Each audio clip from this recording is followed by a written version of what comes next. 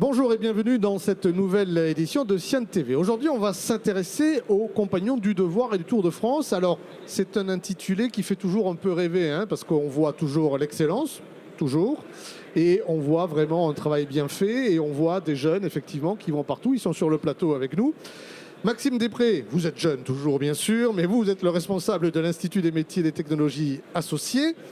Thomas Coust, vous êtes jeune, formateur en mécanique de précision. Et Kylian Venaille, vous êtes encore plus jeune, puisque vous êtes encore apprenti itinérant mécanicien de précision, c'est ça? C'est ça. Alors bonjour à tous les trois. Maxime, on commence par vous. Bonjour. Je disais compagnon du devoir, effectivement, ça fait rêver, parce que c'est dans l'imaginaire collectif. Et de toute façon, les valeurs n'ont pas changé, ce sont toujours les mêmes. Alors, compagnon du devoir, qu'est-ce que c'est? Et un Tour de France, qu'est-ce que c'est? Alors, les Compagnons du Devoir, c'est une association ouvrière de loi 1901, donc à but non lucratif. C'est important et c'est ce qui nous donne aussi notre indépendance. Alors, en termes de reconnaissance aujourd'hui, on est reconnu d'utilité publique au patrimoine culturel et immatériel de l'UNESCO. Et de par notre activité, on va dire notre fonds de commerce, fonds de fonctionnement, nous sommes certifiés Calliope et nous avons aussi le label IDEAS qui certifie entre guillemets la qualité du fonctionnement de notre structure. Ouais, non, je disais les compagnons, c'est quand même un gage de qualité. C'est-à-dire que les jeunes chez vous, ils n'ont aucun problème à trouver un employeur derrière. S'ils ne se font pas recruter avant, c'est quand même un gros gage de qualité, quoi. Oui, tout à fait. Alors, en termes... en fait, le produit que l'on vend, c'est pas une formation. Ce qu'on vend, nous, c'est un parcours métier en compagnonnage. Ouais. Donc savoir-faire, savoir-être. Exactement, parce que la formation, le métier, c'est un outil pour se construire en tant que personne. Mais nous, ce que nous mettons en avant dans notre parcours, c'est le métier, certes, en tant qu'outil, mais surtout le voyage et la vie en communauté, qui permettent une démultiplication d'expériences tant humaines, culturelles que techniques, en fait. Alors, dans le détail, c'est pas anecdotique tout ça, parce qu'un Tour de France dans le perfectionnement, c'est en moyenne 5 ans quand même. On change de ville 1 à 2 fois par an, donc potentiellement d'employeurs aussi. Il y a, et ça c'est peut-être récent, une étape à l'international. C'est une grande partie de leur vie quand même. Oui, exactement. Alors, en général, quelqu'un qui vient chez nous se former, tout comme je dirais tout centre de formation, il nous connaît par le biais du centre de formation. Donc on parle de diplôme avant tout, bien sûr. Donc quelqu'un qui a un niveau collège, on va dire, il va venir pour s'inscrire sur un bac professionnel, en alternance bien sûr. Quelqu'un qui a un niveau bac va venir s'inscrire pour passer un BTS. Mais nous, l'objectif que l'on a, c'est pendant cette période de formation, on va inviter la personne à goûter à la vie en communauté, à goûter à des premières expériences de voyage, peut-être une mobilité en international, peut-être à travers un projet comme un petit concours de robotique qui va permettre d'aller faire une compétition dans une autre ville en France. Et on va l'inviter bien sûr à adhérer aux valeurs du compagnonnage. Et donc ce qu'on propose, c'est un passage, une mise en projet qui permet de passer au statut d'aspirant, donc c'est-à-dire d'aspirer à devenir compagnon, tout simplement. Et donc là, l'apprenant se met en voyage pour parcourir son Tour de France. Alors Thomas Coust, vous êtes aujourd'hui formateur en mécanique de précision au CFA de Colomiers, c'est ça? Oui, c'est bien ça, oui. Alors, Maxime le disait, métier, communauté, voyage. Donc vous êtes passé par là quand vous étiez apprenti. Quel âge vous avez aujourd'hui, si ce n'est pas indiscret? Aujourd'hui, j'ai 25 ans.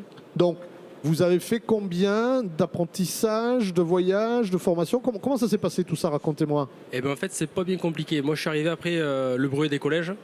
Je suis rentré en fait chez les compagnons à l'âge de 15 ans. J'ai débuté en 2014, donc dans la maison de Lyon. Du coup, en fait, je suis arrivé directement dans la vie en communauté, parce que j'étais vraiment interne dans la maison de Lyon. Alors que moi, à la base, je viens de Narbonne, en fait. Alors, donc, très jeune, vous quittez votre famille. C'est ça, En fait, mes parents, ils m'ont déposé. Et il était 16h, on est allé voir l'entreprise. Et 19h, il n'y a plus personne. Du coup, j'étais tout seul dans la maison des compagnons. C'est des rudes, vos parents, quand même. Au moins, comme ça, j'étais bien acclimaté. C'est sûr. Impeccable. Et après, du coup, ça a suivi son cours. Donc, au départ, forcément, c'est un peu différent de ce que j'avais connu. Ah oui, bien sûr. Mais on s'y fait quand même rapidement parce qu'il y a toujours des personnes avec nous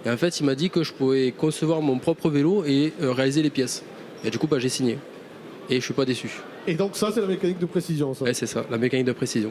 Bon, Maxime, donc c'est plutôt des jeunes bien dans leur basket, très matures, sont tous comme ça. Tout à fait. Tous comme ça, avec leurs appétences.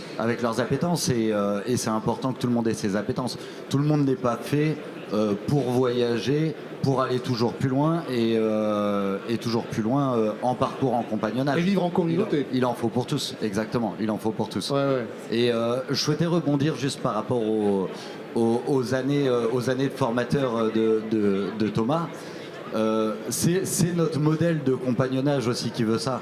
C'est que, comme Kylian le disait, il est accompagné sur ses concours par les anciens et par son formateur. Ouais. Et donc, en fin de parcours, Thomas a eu 3 choix à faire, une fois qu'il a été reçu compagnon. C'était 3 choix dans le but de transmettre à son tour directement.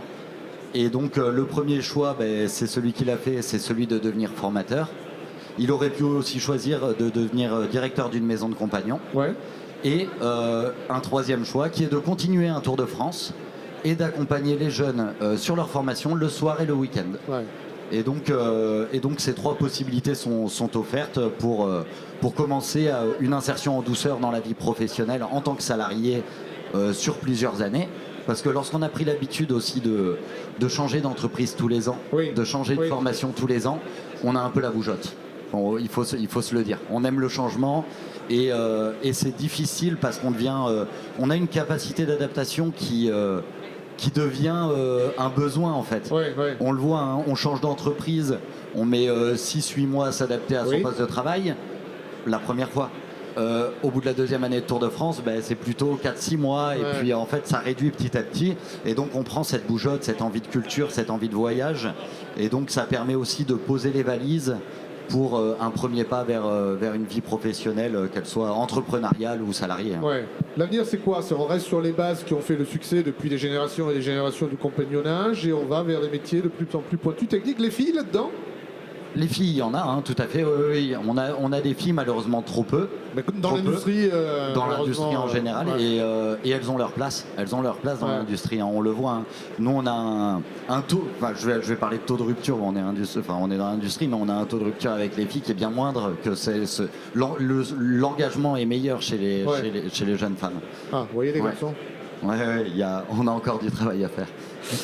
Et donc vous, Kylian, finalement, une fois que vous aurez passé tous ces concours, que vous aurez été champion d'Europe ou du monde des apprentis, votre objectif, l'avenir, c'est quoi? Vous le voyez comment, vous? Aussi formateur un temps, monter une boîte, rejoindre une grande boîte, petite boîte? Comment vous voyez votre avenir? Du coup, moi, après mon Tour de France, être reçu compagnon et être formateur aussi à mon tour, former des jeunes et les accompagner.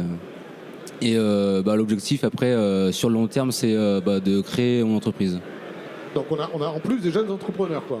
Ça c'est vraiment pas mal pour l'industrie. Ouais, on a bon nombre de compagnons en fin de parcours qui finissent par créer leur structure. Ouais. Donc ça c'est très bien. Je ne saurais pas le quantifier, mais on est bien sur 50% facilement. Ouais. Grosse perte pour les entreprises déjà existantes, quoi, qui s'arrachent. Pas réellement une perte. On peut le voir comme une perte pour les entreprises quand on parle de Tour de France. Oui.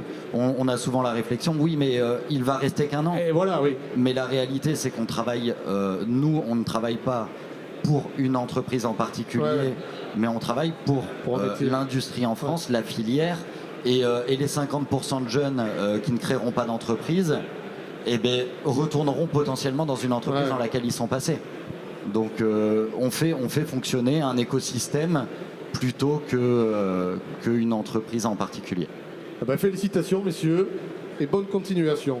Merci. Merci beaucoup.